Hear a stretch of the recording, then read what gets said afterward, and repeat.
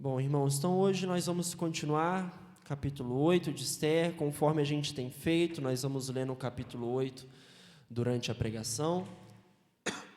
E hoje nós vamos falar de uma coisa que todo brasileiro gosta. Se há uma coisa que o brasileiro gosta, ou pelo menos a maioria, é de futebol. E no futebol há algo que, quando acontece, a vitória se torna ainda melhor, que é uma virada de jogo. Quando o time começa perdendo, mas do nada o time que você torce, ele vira o jogo e no final sai ganhando, parece que a vitória tem um gosto a mais.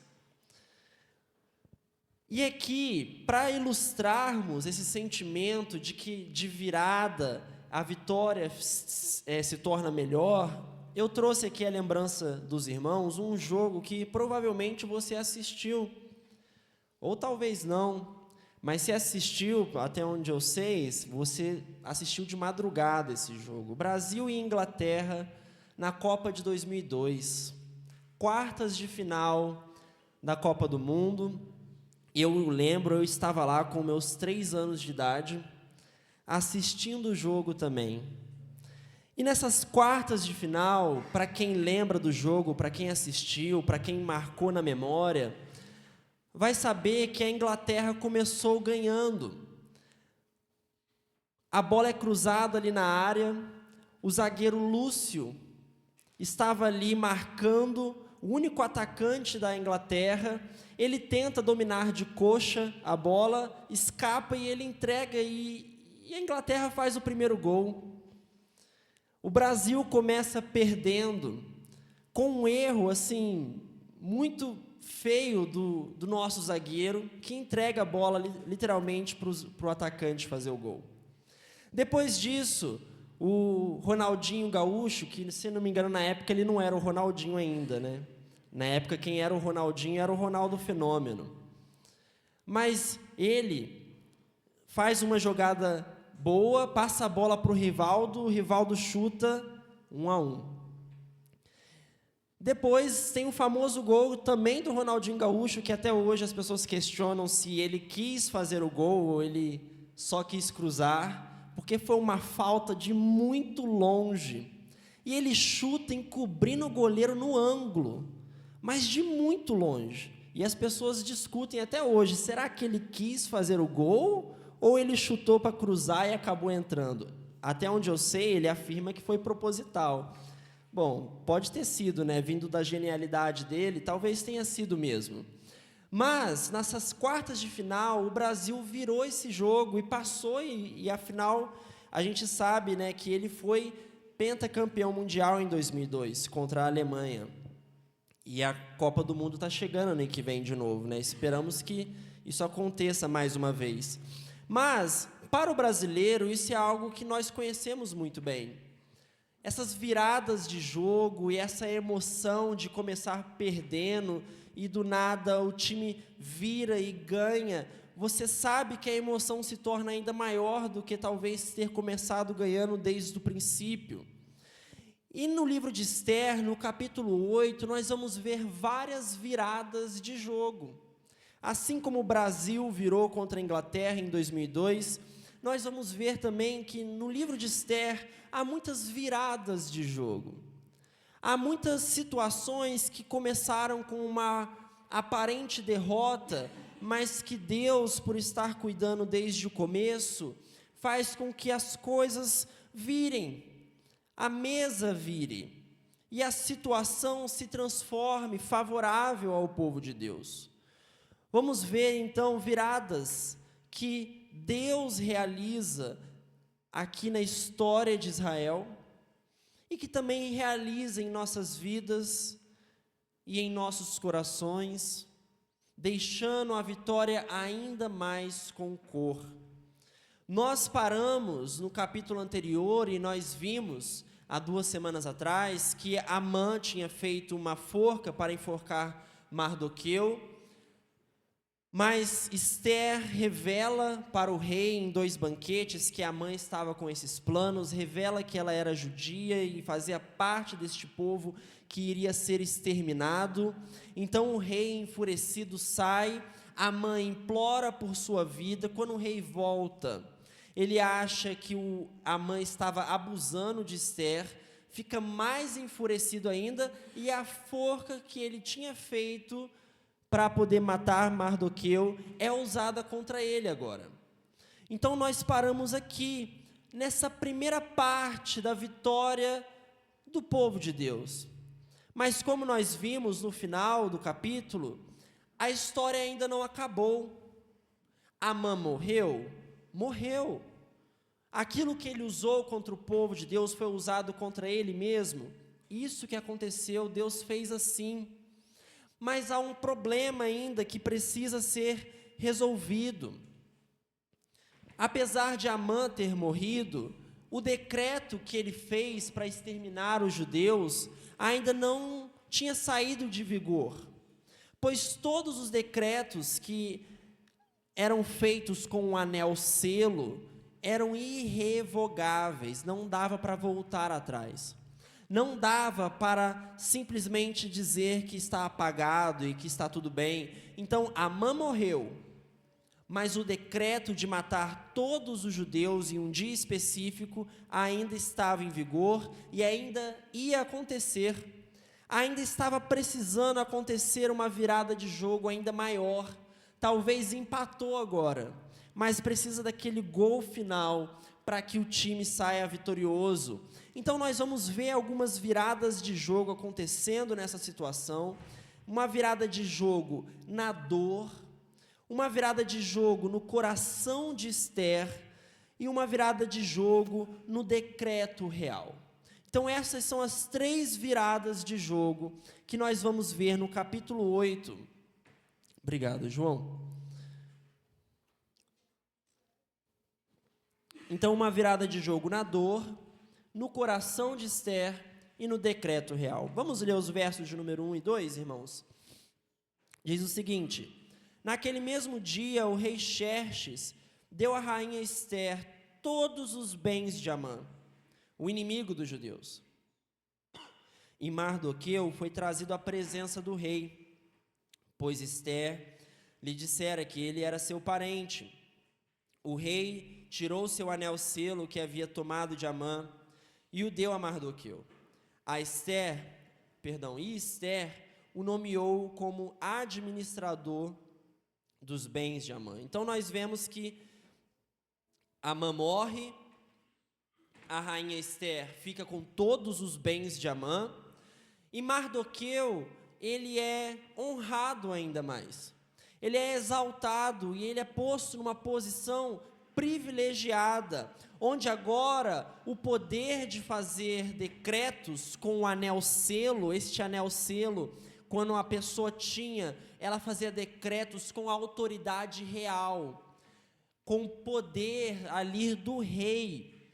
E antes isso pertencia a Amã, o inimigo dos judeus. Agora o anel selo está com Mardoqueu. Nós vemos que a virada de jogo na situação de Mardoqueu é tão grande que quando nós vamos ver o verso de número 15, nós vemos registrado o tipo de vestimenta agora que ele veste. O verso 15 diz o seguinte: Mardoqueu saiu da presença do rei usando vestes reais em azul e branco, uma grande coroa e um manto púrpura de linho fino. E a cidadela de Suzã exultava em alegria. Que virada de jogo aconteceu para Mardoqueu, irmãos? Antes, ele vestia panos de saco, com a cabeça coberta em cinzas, chorando, se lamentando, entristecido, clamando pelo seu povo, com uma forca feita para matá-lo. Agora ele está vestindo vestes reais. Agora ele está com uma coroa na cabeça. Agora Deus tirou toda aquela situação ruim que Mardoqueu se encontrava. De fato, foi uma grande virada de jogo para Mardoqueu. Uma hora estava lamentando, na tristeza, sofrendo, humilhado, esquecido. Até mesmo quando Mardoqueu fazia o bem, ninguém ligava, ninguém chegava a agradecer, ou pelo menos demoraram a agradecer. E agora ele tem um anel selo. Agora ele tem uma coroa na cabeça. Agora ele usa vestes reais. Quando nós vemos essa situação acontecendo na vida de Mardoqueu, nós vemos um tema que é bastante presente na palavra de Deus. Muitas vezes, a tristeza, como diz o Salmo, ela dura uma noite, mas a alegria, ela vem pela manhã. Se existe um Deus que é capaz de fazer uma virada de jogo em nossa dor, em nosso sofrimento, este Deus é o nosso Senhor. Por mais que crentes, filhos de Deus, filhas de Deus, possam sofrer, igual Mardoqueu sofria, sabemos que em um certo momento isso chegará ao fim. Assim como Jesus, que sofrendo na cruz, não ligou para esse sofrimento, sabendo que a glória que Deus daria a ele. Assim também é com nossas vidas, irmãos.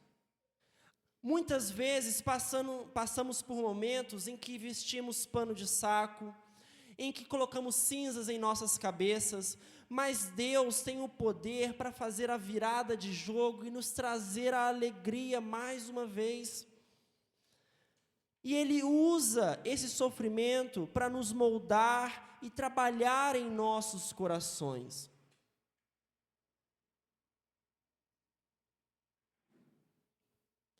Quando passamos por esses momentos de dor, a nossa função é confiar nele e esperar nele, pois ele é a nossa esperança. E de fato, há algumas dores que duram a vida inteira.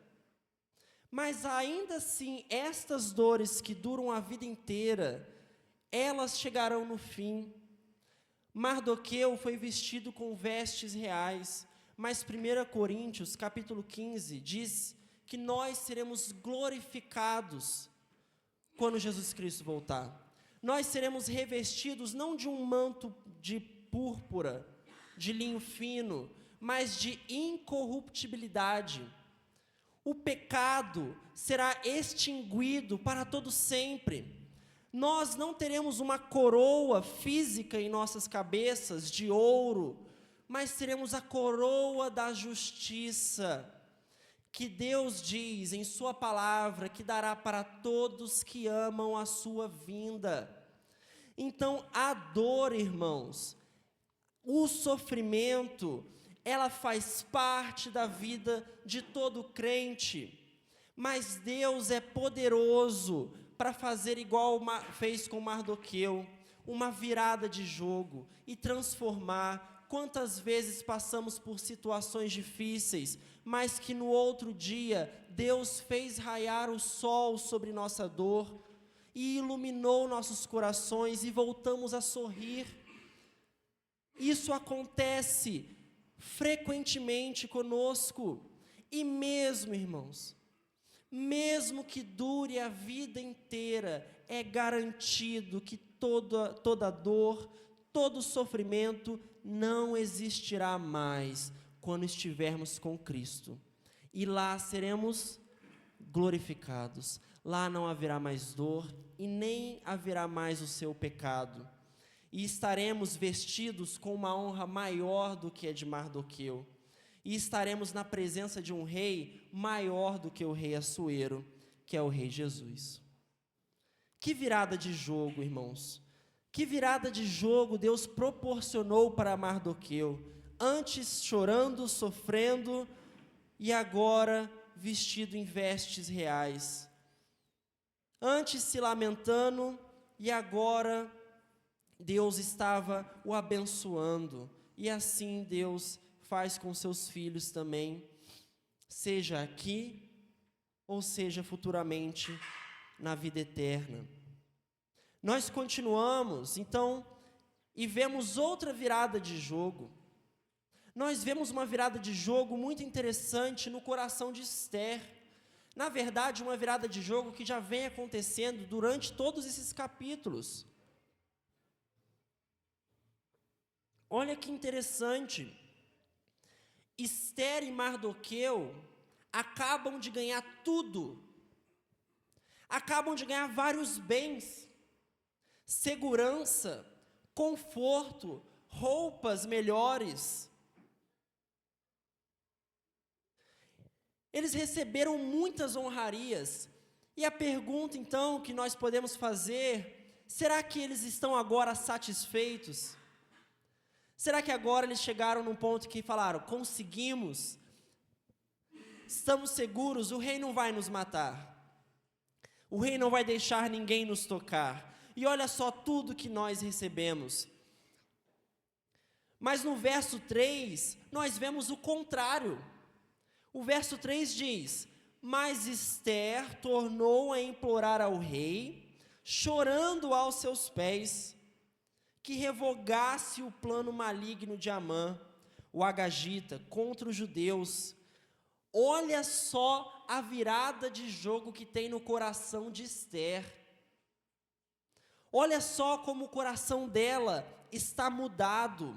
E ao que tudo indica, do verso de número 2 ao 3, se passaram 2 meses, pois no verso de número 9 diz que a mudança que eles vão fazer acontece no 23º dia do 3º mês, enquanto toda essa situação de Amã morrendo acontece no 1º mês.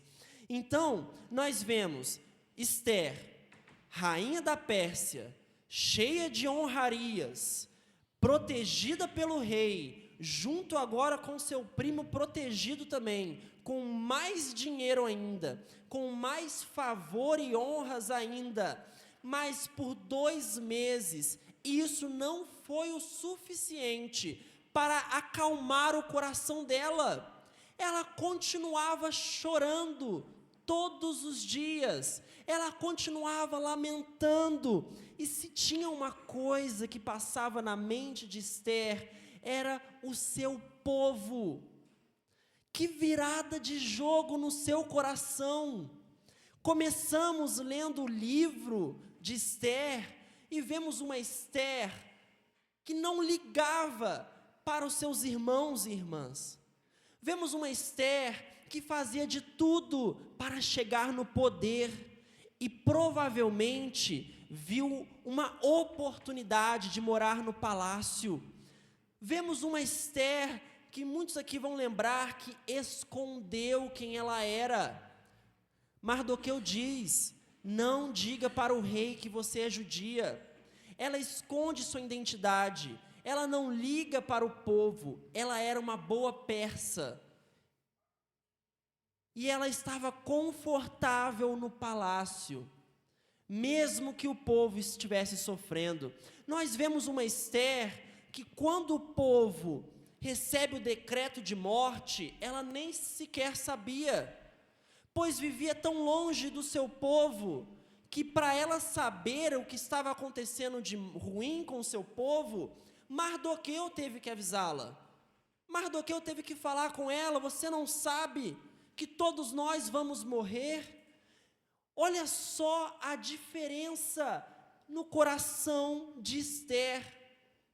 Olha que virada de jogo em seu coração, pois antes não ligava para os seus irmãos, agora ela os ama profundamente, ao ponto de, mesmo tendo todo o dinheiro do mundo, mesmo tendo todo o conforto do mundo, todas as honrarias, e sendo a rainha de um enorme reino, ela não consegue mais descansar, porque ela está no conforto, mas os seus irmãos não estão. Ela está no palácio, mas os seus irmãos estão lá fora, prestes a morrer.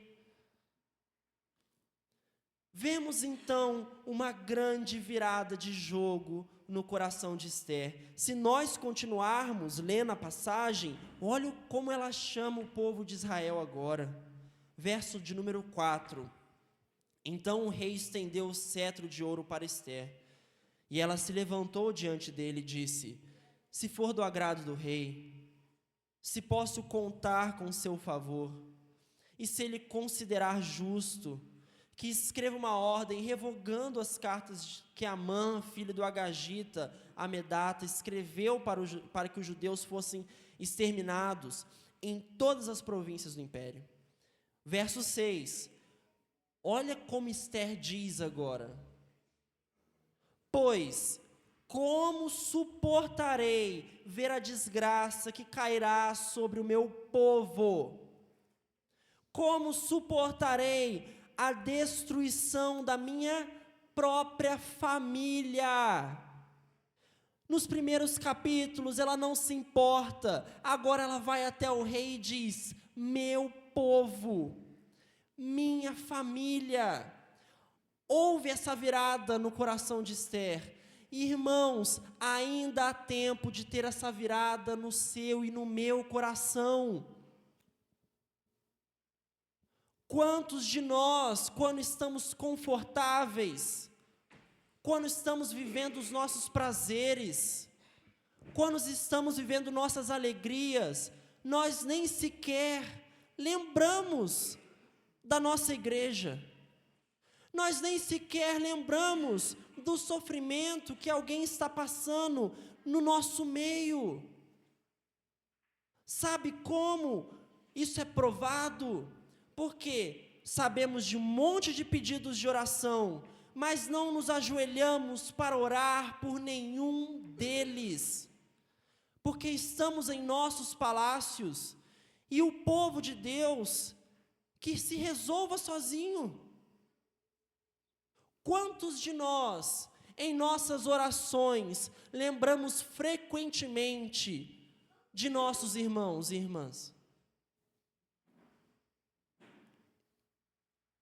Quantos de nós, quando sabemos que há alguém em necessidade, não descansa enquanto aquele irmão não for ajudado?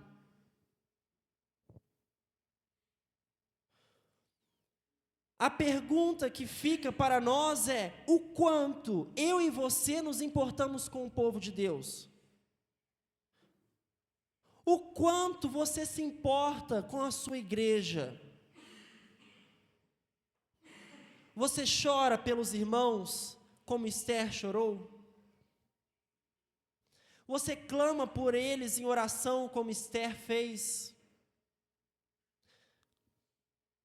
Esther ganhou tudo, e estava no palácio com grande conforto, mas quando deitava à noite, a única coisa que passava em sua mente era o seu povo. Mas nós, irmãos, se tivéssemos tudo que Esther recebeu, iríamos esquecer facilmente da igreja. Iríamos esquecer facilmente de nossos irmãos e irmãs. Porque o que importa é o nosso próprio umbigo. Porque o que importa é o nosso próprio bem-estar. A dor do outro não é a nossa dor. Mas devia ser assim?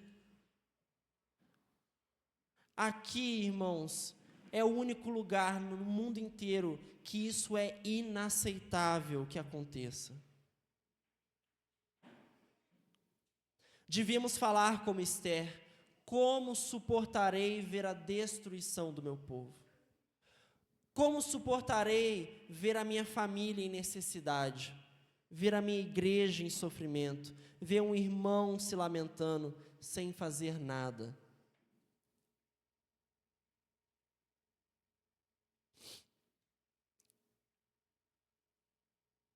E não pense, irmãos, que Deus precisa de ti. Deus precisa de mim ou de você para cuidar da sua igreja? Não. Ele pode fazer tudo com o seu poder. Ele não precisa de você e não precisa de mim. Mas, irmãos, mesmo que Ele não precise de você ou de mim, Ele se agrada em te usar para cuidar da sua igreja. Deus nunca precisou de Esther e nem de Mardoqueu. Mardoqueu mesmo disse que se eles não se levantassem e agissem, Deus faria outra coisa para cuidar do seu povo, e eles receberiam a punição devida. Irmãos, se você e eu não nos levantarmos para agir em cuidado com nossa igreja, em oração, em ajuda, Deus fará outra coisa. Mas não pense que nós escaparemos sem que Deus perceba da nossa irresponsabilidade com a nossa igreja. Ele não precisa de você nem de mim, mas Ele se agrada e quer usar você e eu para ajudarmos a cuidar do seu povo. Ele não precisa, mas Ele procura. Ele procura corações como o de Esther, que estão dispostos a, mesmo no conforto, chorar todos os dias pelos irmãos e irmãs. Será que se hoje Ele bater na porta de nossa casa, Ele vai encontrar um coração assim? Ou um coração que ora por tudo e quando lembra, faz um pedido por algum irmão ou irmã? E quando faz, é assim: Senhor Deus, abençoa aquele irmão, amém.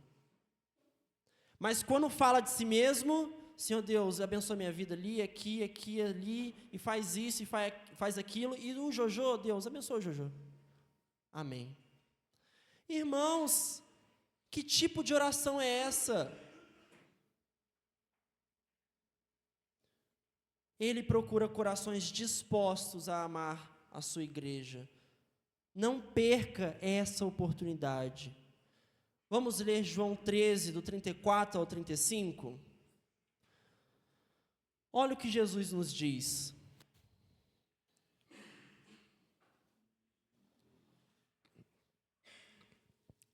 Esqueci que não vai aparecer ali, peraí. João 13, 34 ao 35.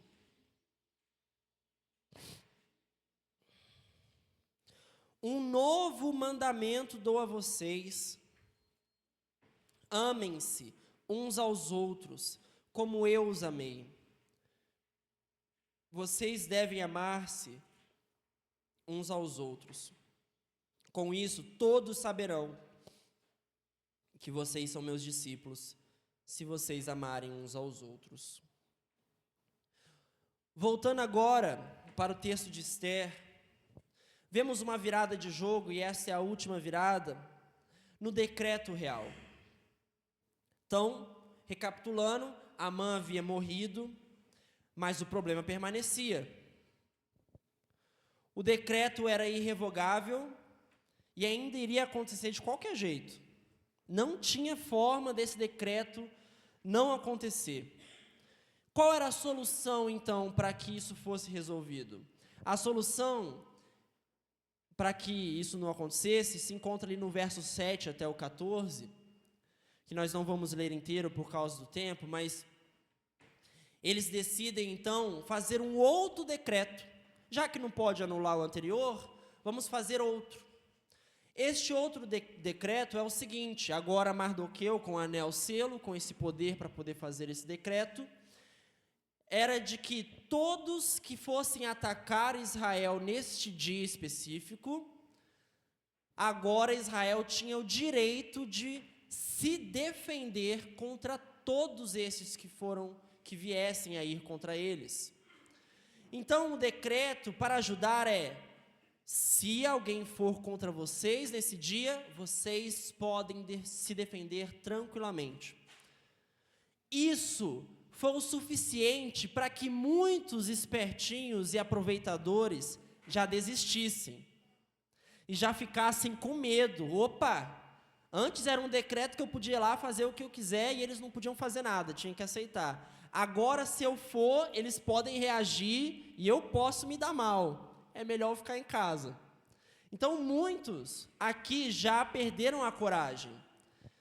qualquer um que viesse contra eles, Israel agora estava com autorização para se defender e matá-lo se fosse preciso. Então vemos uma virada de jogo no decreto real. Porque olha só que interessante, temos aqui um decreto real, na lei dos medos e dos persas, que é irrevogável, que não pode ser tirada, anulada. E quantas vezes há situações também em nossas vidas, em nossa caminhada, que parecem decretos dos medos e dos persas, irrevogáveis. É impossível que isso mude, é impossível que essa situação se transforme, é impossível que essa doença seja curada, é impossível que tal pessoa se transforme e quebrante o coração. Eu já orei por anos, eu já fiz isso ou aquilo, parece que é irrevogável. Mas se algo que podemos aprender aqui é de que, mesmo que a palavra dos homens pareça irrevogável, irmãos, só a palavra de Deus é verdadeiramente irrevogável. Mesmo que a situação pareça impossível, a última palavra pertence ao nosso Deus. Ele é o Deus Todo-Poderoso, não as situações da vida, não os corações dos homens, não as doenças que enfrentamos. Ele tem o poder verdadeiro para fazer qualquer virada de jogo, qualquer situação impossível, tornar possível. Ele possui a última palavra. Provérbios capítulo 16, verso 1. Provérbios 16, verso 1 diz o seguinte: ao homem pertencem os planos do coração, mas do Senhor vem a última palavra, vem a resposta da língua.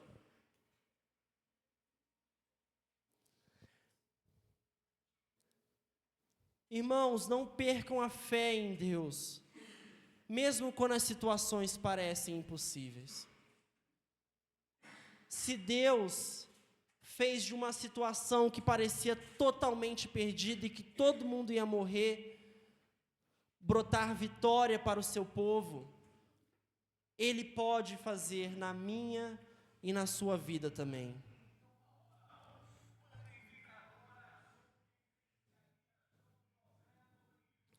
E sabe qual que é a prova viva, maior, de que Deus é poderoso para reverter a pior das situações?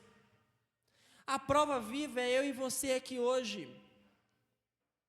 Ezequiel, capítulo 18, verso 20, diz que todo o que pecar irá morrer. Todo o que pecar contra o Senhor irá morrer. O nosso pecado sempre nos trouxe uma culpa que parecia irrevogável. Mas quando lemos em João capítulo 11, nós lemos que todos aqueles que têm fé em Cristo Jesus, mesmo que morram, viverão. Mesmo que venham a morrer, terão vida eterna. Havia saído um decreto, irmãos, que todos nós estávamos condenados e que iríamos para o inferno, e lá seria um lugar de condenação eterna para mim e para você, e parecia não ter escapatória, parecia não ter saída, mas Deus que é poderoso, Deus que nos amou, Ele achou uma saída para a situação mais impossível de todas. E hoje você tem vida em Cristo Jesus. Quando nós lembramos disso, se Deus fez isso por nós, se Deus realizou o maior dos milagres, que era levar um pecador do reino das trevas para o seu reino de luz, salvo e seguro, o que Deus não pode fazer, o que Deus não pode transformar, o que Deus não pode causar a virada de jogo. E diferente do povo judeu que sofria injustamente, nós iríamos sofrer e ser condenados porque merecemos. Mas assim como saiu um novo decreto para Israel na casa da Pérsia, também saiu um decreto para nós. Jesus morreu por seu povo. E não há mais condenação para os que estão em Cristo Jesus. Se Ele fez a maior virada de jogo de todas as nossas vidas, o que são os problemas, os nossos problemas, comparados a isso, irmãos? Antes, a lei irrevogável dizia: vocês são inimigos. O pecado, a culpa dizia, Romanos capítulo 5, verso 10, vocês são inimigos de Deus. Hoje, o novo decreto em Jesus Cristo diz: vocês são filhos, pela graça. Antes, éramos malditos. Gálatas 3, do 10 ao 13. Hoje, nós somos abençoados em Jesus Cristo. É o que diz Efésios 1:3, bendito seja o Deus e Pai do nosso Senhor Jesus, que nos abençoou com toda sorte de bênçãos nas regiões celestiais, em Cristo Jesus. Não há como você dizer hoje que você não é abençoado. Antes nós éramos impuros. Isaías 64:6, a Bíblia diz que nós tínhamos trapos de imundície, que as nossas obras de justiça eram trapos de imundície, cheio de pus. Hoje nós somos santos em Cristo, nós somos puros, santificados. Antes nós éramos pecadores, Romanos 3:23, mas agora em Cristo Jesus, nós somos justos, justificados. Olha que virada de jogo acontece para Israel. Irmãos, olha que virada de jogo aconteceu na sua vida. Nós ficamos orando para o Senhor nos trazer bênçãos e nos abençoar ali e aqui, e esquecemos que o maior milagre Ele já realizou, que foi transformar o seu coração pecador e imundo, que foi fazer você de inimigo para filho, de condenado e destinado ao inferno, como garantido para o reino de Deus e para o céu. O nosso Deus fez essa virada de jogo na sua e na minha vida, irmãos. E nós não podemos esquecer disso. Comentando com um dos irmãos esses dias, estávamos falando como que muitas vezes perdemos o deslumbramento diante disso. Nós sabemos que somos salvos e parece que a gente repetiu isso tanto na nossa mente, que é normal falar: Jesus me salvou. Mas, irmãos, se pararmos para pensar, isso é surpreendente. Jesus te salvou. Era para você morrer eternamente, era para eu estar no inferno. Não tinha outro destino para você e para mim, mas agora a gente lê na sua palavra: não há condenação. Você mesmo que morra, você vai viver, você tem vida eterna, você é salvo, você é justificado, você está nas mãos do Pai. Irmãos, não tem frase mais assombrosa do que: Jesus me salvou, Jesus salvou um pecador. Essa foi a maior virada de jogo nas nossas vidas. E quantas vezes falamos isso de um jeito tão, como se fosse a coisa mais simples. Compartilhamos do Evangelho e falamos: Jesus me salvou e Ele quer salvar você, como se fosse a coisa mais simples, sendo que é o maior milagre que já aconteceu na sua vida e jamais haverá outro maior. O fato de você ter tido um coração de pedra e agora você tem um coração de carne, renovado pelo Espírito, e o Espírito habita em ti. Deus vivo habita no nosso coração. Essa é a maior virada de jogo de toda a história do nosso Deus e do mundo que Ele criou. Não perca esse deslumbramento. Não esqueça a maravilha que vem desta simples frase: Jesus me salvou. Para encerrar, nós voltamos ao texto de Esther e nós vemos a reação deles. Diz no verso, o final do verso 15, começo ali do 16, que a cidadela de Suzã exultava de quê, irmãos? Alegria. Para os judeus foi uma ocasião de felicidade, alegria, júbilo e honra.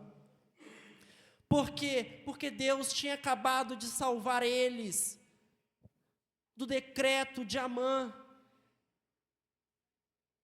E por que, quando nós lembramos da nossa salvação, não temos o mesmo sentimento em nossos corações? Porque alegria, júbilo e honra não brota em nossas almas.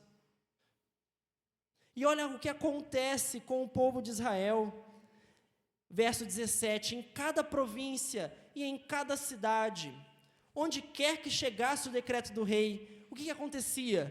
Havia alegria e júbilo, e eles faziam o quê? Banquetes e festas. Irmãos, no lugar de choro agora há banquetes.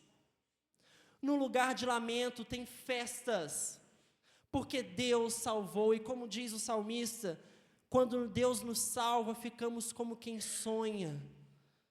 Ficamos extasiados, e a salvação nossa é maior do que a salvação de Israel ali neste momento. Nós fomos livres da morte eterna, nós fomos livres da ira de Deus para receber o seu amor. Estamos concluindo já.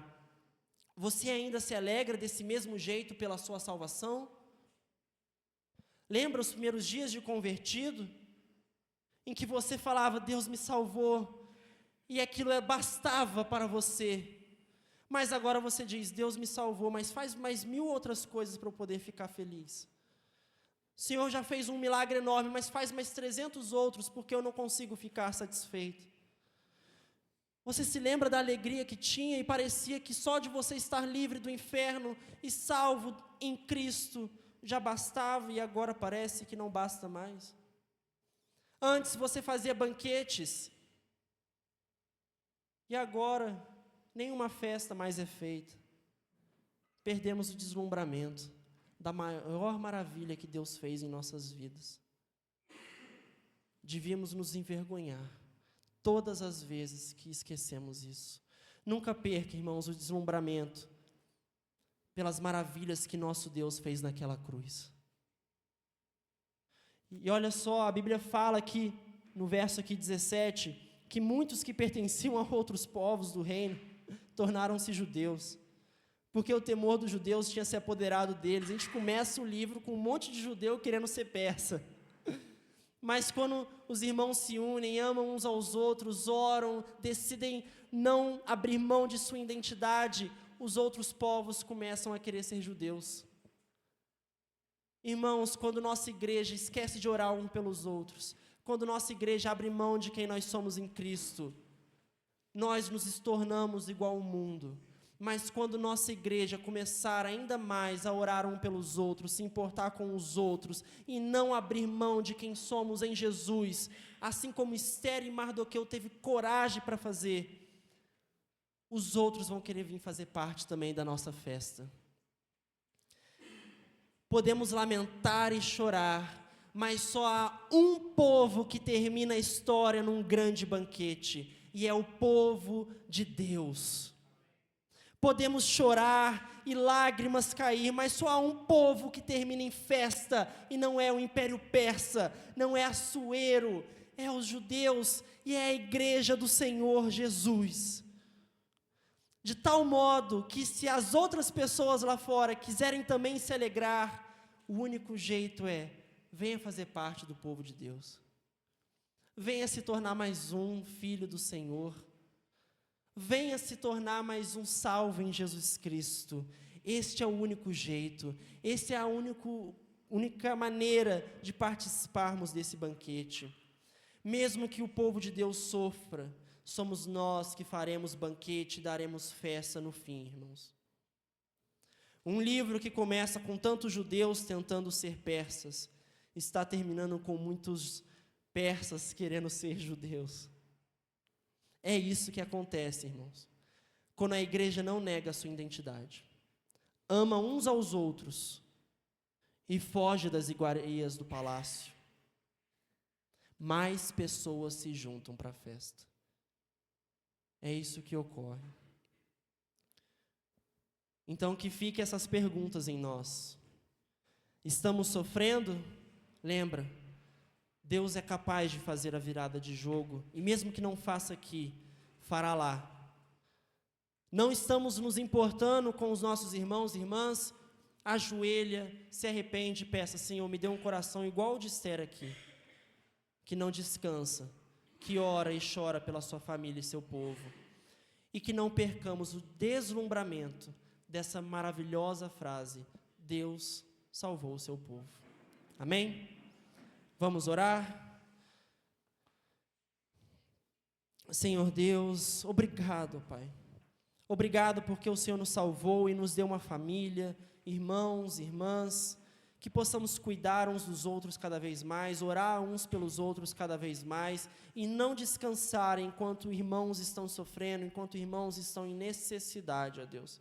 Nos perdoe porque esquecemos muitas vezes uns dos outros, mas nos dê este coração igual foi o de Esther, igual era o de Jesus, que mesmo em sofrimento, ainda assim pensava nos outros. Mesmo em meio à sua dor na cruz, do olhar dele brotava compaixão. E que nós possamos sempre nos lembrar com alegria, festa e banquete, de que o Senhor salvou um pecador como nós. É isso que nós te louvamos e agradecemos, em nome de Jesus. Amém.